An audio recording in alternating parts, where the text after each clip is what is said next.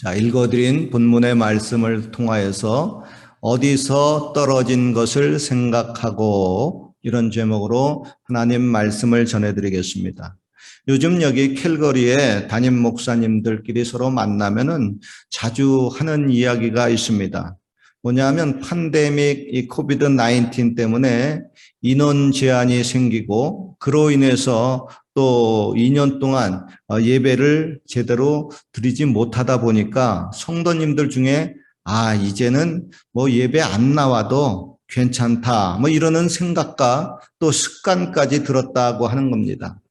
코비드 19 이전에는 주일 예배 한 번 빠져도 되게 크게 죄 짓는 것 같기도 하고 또 하나님의 이놈 할까봐 걱정이 돼서 예배를 빠지지 않고 나왔는데 코비드 19 2년을 지내면서 예배에 빠져도 하나님이 뭐 이놈하고 특별히 뭐 벌을 내리는 것 같지도 않고 나쁜 일 생기는 것도 없고 예배에 안 나와도 누가 나를 이상하게 보지도 않고 또 믿음 없다고 나를 판단하지도 않고 아무렇지도 않다고 하는 것입니다. 그리고 코비드 19으로 인해 가지고 온라인으로 계속해서 예배를 드리다 보니까 이거 좋다. 이거 너무 편하고 좋다고 하는 겁니다. 그래서 여기 그 캘거리 몇몇 교회들은 이러면 안 되겠다 해가지고 온라인 예배를 아예 없애버리는 교회도 몇몇 있더라고요. 그러니까 온라인 예배 드리지 말고 교회에 일단 모두 나와가지고 예배를 드리라 하는 그런 뜻입니다. 그러나 저희 교회는 여기 앞에 카메라 보시다시피 계속해서 온라인으로 병행해서 예배를 드리고 있습니다. 왜냐하면은 사람마다 참 피치 못할 그 사정이 있죠. 그런 분들은 온라인 예배밖에 참석할 수 없는 그런 경우가 있습니다. 뭐 예를 들면 코비드 19 확전 판정을 받았거나 혹은 또 뭐 독감에 걸린 경우가 있을 수가 있고 또 직장에 별 할 리는 없지만 일단 뭐 나가야 되는 분들이 있습니다. 그죠? 그리고 또 말 못할 그런 개인 사정이 있을 수가 있습니다. 그래서 저희 교회는 그런 분들을 위해서도 당분간은 계속해서 온라인 예배는 드려야 되겠다 그렇게 생각을 하고 있습니다. 그러나 온라인 예배를 드리시는 분들도 하나님께 기도를 해야 되겠죠. 주여 저도 속히 이 질병이 치료되고 또 이 문제가 해결이 돼서 속히 교회 가서 성도님들과 같이 예배를 드릴 수 있게 하여 주옵소서.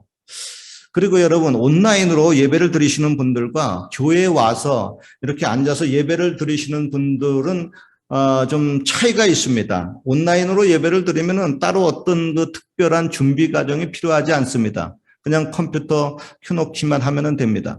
그러나 교회에 와서 이렇게 예배를 드리려고 하면은 시간 맞춰서 일찍 일어나야 되고 또 씻고 닦고 준비해야 됩니다. 남성들은 뭐 준비 과정이 별로 길지 않지만 여성들의 경우는 준비 과정이 굉장히 깁니다. 그리고 또 차 타고 와야 합니다. 더구나 가족들 전부가 이렇게 움직이려고 하면은 가족들 간의 팀워크가 다 이루어져야 됩니다. 애 하나 아파도 참 같이 오기가 힘들죠. 즉 교회에 와서 예배를 드리려고 하면은 더 많은 시간과 더 많은 노력과 더 많은 정성이 들어가게 됩니다. 하나님 보시기에 어느 것이 더 좋을까요? 각자 알아서 판단할 수가 있습니다. 오늘의 본문에 보면은 첫사랑의 이야기가 나옵니다. 혹시 결혼하신 분들 중에서 온라인 상에서만 만나고 온라인 상에서 뭐 사랑이 막 불타고 이래가지고 결혼에 골인하신 분이 있습니까? 아마 그런 분들은 거의 없을 겁니다. 일단 뭐 온라인으로 만났다 하더라도 사랑을 하게 되면 보다 가까이서 직접 만나고 싶어 합니다. 그리고 또 자주 만나고 싶어 하고요. 매일 만나고 싶습니다. 더구나 이게 첫사랑이라고 하면은 만나기 전부터 마음이 설렙니다. 두근두근거립니다. 이상야릇하면서도 기분이 좋습니다. 뭐라고 뭐 말로 표현하기는 힘들지만 하여간은 기분이 좋습니다. 우리가 하나님을 믿는 것도 그렇습니다. 하나님은 인격의 하나님입니다. 하나님은 지정의를 가지고 있습니다. 하나님은 감정이 있습니다. 특히 하나님은 사랑이라고 했습니다. 사랑은 여러분 감정이 많이 좌우합니다. 하나님은 사랑하기를 좋아합니다. 또 사랑받기를 좋아합니다. 누구랑 사랑하기를 좋아합니까? 바로 하나님의 형상을 따라 지음받은 저와 여러분하고 사랑을 주고받기를 원하고 있습니다. 그래서 우리가 잘 아는 성경 구절입니다. 하나님이 세상을 이처럼 사랑하사 독생자를 주셨으니. 누구를 사랑하신다고요? 이 세상에 속한 저와 여러분들을, 나를 이렇게 사랑한다고 하는 겁니다. 얼마만큼? 이만큼 사랑한다고 하는 겁니다. 이 이처럼이라고 하는 그 하나님의 사랑에 대해서 여러분 개인적으로 어느 정도 느껴보셨습니까? 첫사랑에 대해서 한국의 어느 기관이 미혼, 결혼하지 않은 남녀를 대상으로 해서 설문조사를 했습니다.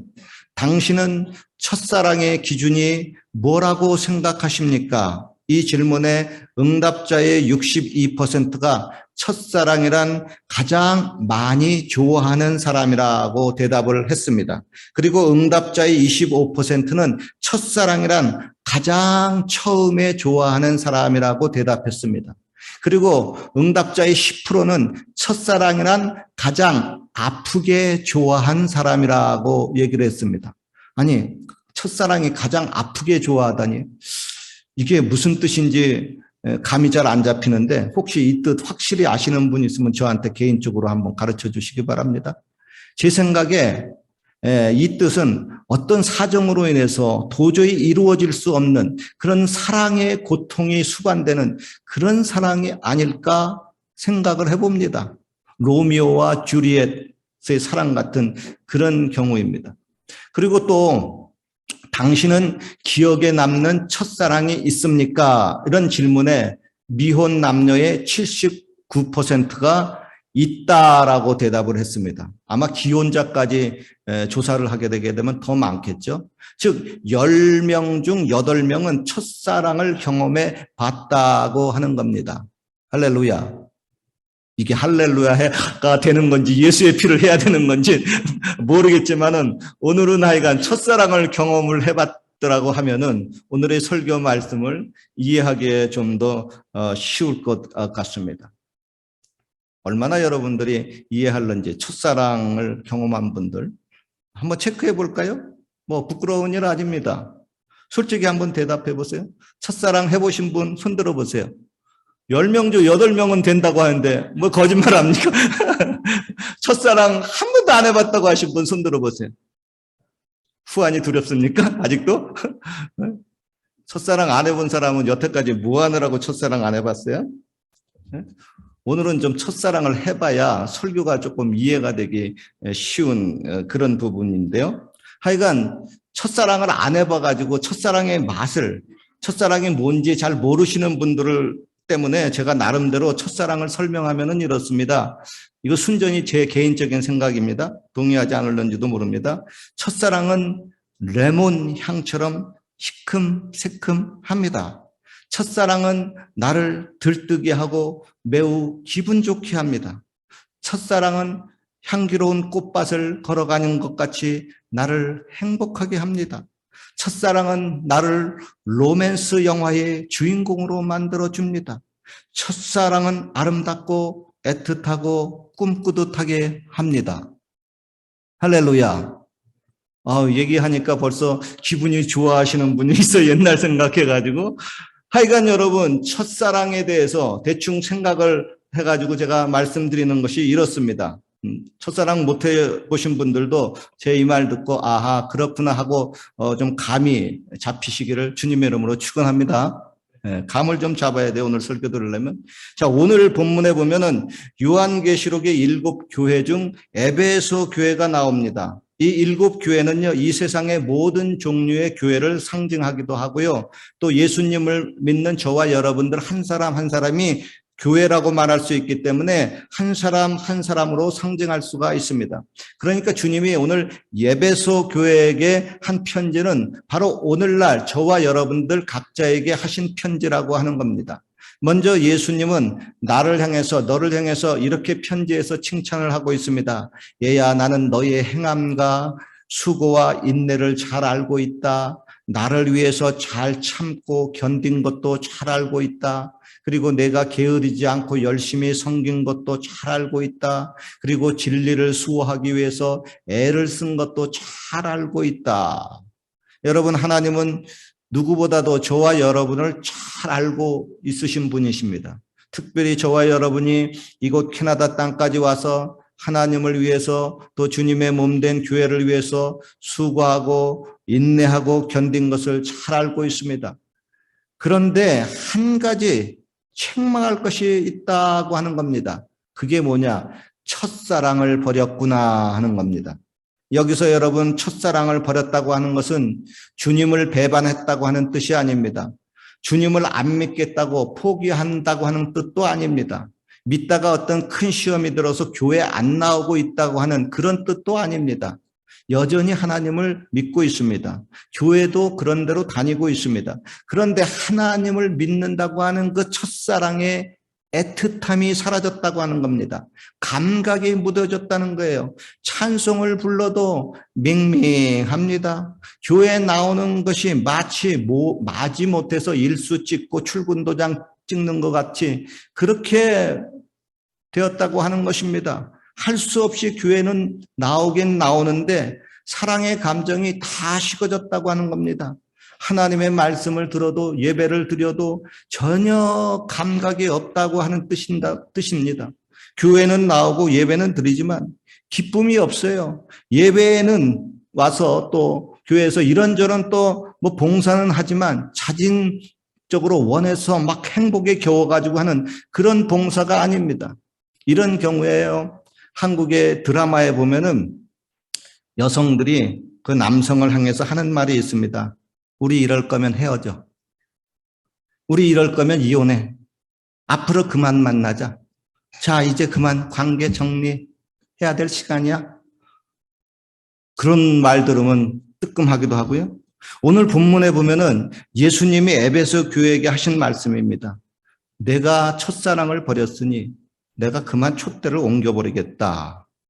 여러분, 이 말씀이 바로 그런 뜻이에요. 신랑 되신 예수님이 신부 되신 우리를 향해서 내 이러고는 같이 못 산다. 이런 뜻입니다. 아니, 왜요? 왜 같이 못 산다고 하는 거예요? 내가 첫사랑을 버렸다고 하는 겁니다. 내가 감정이 다 메말라가지고 이제는 서로가 아예 통하지도 않는다고 하는 겁니다. 하나님은 인격체인데 하나님은 너하고 진한 사랑을 여전히 나누기를 원하는데 내가 나를 인격체로 보질 않는구나. 그냥 비인격체인 그냥 물질이나 돌멩이 정도로 본다고 하는 겁니다. 그래서 제가 여러분, 하나님과의 그 사랑을 인간의 그 첫사랑에 비유해가지고 지금 설명을 하고 있지만은 솔직히 이게 좀 이해가 안 되시는 분들이 있을 겁니다. 하나님과 사랑을 나누다니 그게 가능한 거야? 도대체 하나님이 어디 있는데? 즉 하나님을요 인격적으로 만나지 못한 분들은 오늘의 이 설교와 이 말씀이 이해가 좀 안 될 텐데 하고 제가 좀 안타깝게 생각을 합니다. 그래서 우리 교회 그 표가 이겁니다. 하나님과의 만남이 있는 곳 캘거리 순복음 중앙교회. 아무쪼록 여러분 하나님을 직접 인격적으로 만나서 하나님과의 그 첫사랑을 나누시기를 주님의 이름으로 축원합니다. 한국의 미혼 남녀 10명 중에 8명은 첫사랑을 경험해 봤다고 했는데 오늘 성전에 오신 여러분들은 사랑이신 하나님과 첫사랑을 과연 10명 중에 몇 명, 100명 중에 몇 명이 경험을 해봤습니까? 만약 하나님을 만나고 하나님과 첫사랑을 나누신 분들은 이 말씀이 뜻이 무엇인지를 알 겁니다. 첫사랑을 경험해 보신 분들, 첫사랑을 해보신 분들은 그 첫사랑 속에서 주님 왜 이렇게 나를 이토록 사랑하시는 거예요? 하고 눈물을 펑펑펑 쏟는 그런 감격도 경험해 봤을 것입니다. 사람과의 첫사랑을 하면서 감격에 겨워가지고 콧물 눈물 펑펑펑펑 쏟는 경우 그렇게 쉽지 않습니다. 그런데 하나님과 첫사랑을 하면 그 감격이 겨워서 막 눈물이 길 가다가도 펑펑펑펑 쏟아지기도 합니다. 그런데 여러분, 그러한 그 첫사랑의 감격이 다 식어지고 첫사랑을 버린 분들이 있다고 하는 겁니다. 거기에 대해서 오늘 주님은 너는 도대체 왜 그 귀한 첫사랑을 버렸느냐? 어디에서 그 첫사랑을 버렸느냐? 하나님의 그 첫사랑을 다시 한번 회복해야 되지 않겠니? 하고 말씀하는 겁니다. 저는 여러분 아무래도 하나님의 말씀을 전하는 목사다 보니까 늘 기도를 해야만 합니다. 혹시 기도가 떨어져서 영감이 안 오면은 새로운 하나님의 말씀을 전할 수가 없습니다. 그렇게 영감을 받고 살다 보니까 하나님과의 교통함이 끊어지지 않습니다. 이게 목사로서 아주 가장 좋은 특권 중에 하나입니다. 그러다 보니까 제가 청년 때 은혜를 받았는데 그때부터 지금까지 계속해서 하나님과 이런 그 감정의 교통함이 있습니다. 그래서 지금도 종종 눈물이 나오고 또 감정이 북받쳐서 또 통곡도 나옵니다. 물론 나이가 먹어가지고 눈물 자주 나오고 통곡도 하는 것도 있지만은 아직까지 그래도 첫사랑의 감정이 주님과의 그 감정이 남아있기 때문에 그렇습니다. 다행이죠. 목사가 타락하지 않았다고 하는 증거입니다. 근 2년간 여러분 코비드-19로 인해서 정기 예배가 힘들어졌을 때에도 하나님이 저를 성전에 나와서 100일 동안 철야기도 하게 만들었어요. 그리고요 21일간 교회에서 먹고 자면서요 여기서 혼자서 다니엘 기도도 했어요. 그리고 또 성전에 와가지고 마치 오페라 가수처럼 막 신나게 몇 시간씩 막 큰 소리로 찬송도 부르고 스스로 감격에 겨워가지고 굉장히 막 행복해했습니다. 그리고 또 이것저것 교회 뭐 구석구석 다니면서 교회 청소도 하고 정리도 하고 그래서 깨끗해진 모습도 보고 마음도 뿌듯하고 기분도 좋았어요. 행복했어요. 여러분 예수님을 믿는 것이 이 외국 땅 캐나다 땅에서도 여전히 나를 행복하게 만들어줍니다. 이런 것을 보면은 제가 아이고 난 참 목사가 된 게 참 다행이다 그런 생각이 듭니다. 그런데 저는 혼자서 이렇게 감격해서 코비드-19 상황 속에서도 찬송하고 열심히 기도하고 말씀도 보고 이렇게 있는데 아이고 우리 교회 성도님들 중에 코비드-19 때문에 믿음이 떨어지고 첫사랑에 다 식어진 분들이 있는데 이걸 어떡하나. 오늘 본문의 주님은 이걸 어떡하나. 첫사랑이 떨어졌구나. 내가 어디서 그 첫사랑이 떨어졌는지 생각을 해보라고 하는 겁니다. 여러분 운동선수가 실력이 떨어지면 도대체 내가 왜 이렇게 어디서 잘못돼서 이게 떨어졌느냐 하고 그것을 발견하려고 하고 그것을 고치려고 합니다. 그리고 공부하는 학생도 성적이 떨어지면 내가 이래서는 안 되겠다 하고 스스로 각성하고 반성하는 것처럼 우리가 돌이켜 반성하고 처음의 행위를 가지라고 하는 겁니다. 만일 그러지 아니하면 내 촛대를 그 자리에서 옮겨버리겠다고 하는 겁니다. 여러분 이게 굉장히 무시무시한 경고입니다. 촛대를 옮겨버리겠다고 하는 것은 너하고 나하고 이제 관계를 좀 끊어보자, 멀리하자 이런 뜻입니다. 세상에 여러분 이런 저주가 어디 있습니까? 아니 하나님과 관계가 끊어지면 저와 여러분이 어떻게 되는 겁니까? 완전히 세상 말로 개밥의 그 도토리가 되는 겁니다. 처량한 신세, 비참한 신세, 비극의 주인공이 되고 마는 겁니다. 그러면 안 됩니다. 이런 일이 일어나면 결코 안 됩니다. 살기 힘든 그 말세의 세상에서 하나님과의 관계마저 끊어지면 나는 아주 인생이 망하고 마는 겁니다. 여러분 사람과의 관계가 끊어져도 하나님의 관계만 끊어지지 않고 있으면 살 수가 있습니다. 하나님과 관계가 그런데 끊어지면은 도저히 살 수가 없습니다. 그게 살아도 사는 것이 아닙니다. 사람이 사람답게 살기 위해서 또 성도가 성도답게 살기 위해서는 계속해서 하나님과의 그 달콤하고 애틋한 사랑의 관계를 유지해야만 합니다. 여러분 첫사랑을 하실 때 기분이 어땠어요? 인생에 사는 보람이 있지 않습니까? 첫사랑을 할 때 죽을 생각 나던가요? 죽을 생각 안 나요? 첫사랑을 할 때 힘들다고 생각하십니까? 힘들지 않아요. 첫사랑 하게 되게 되면 피곤하지 않아요. 아침부터 만나서 밤쯤 늦게까지 만나서 기분이 좋아요. 피곤하지 않습니다. 여러분 결론입니다. 오늘의 성경대로 그렇게 하십시오. 도대체 주님과의 첫사랑이 어디서 떨어졌는지, 언제부터 떨어졌는지, 왜 떨어졌는지를 생각하고 돌이키십시오. 그래서 인생의 끝날까지 하나님과 첫사랑의 달콤하고 애틋한 관계를 유지하고 주님 안에서 더욱 행복하고 복되시기를 주님의 이름으로 축원합니다.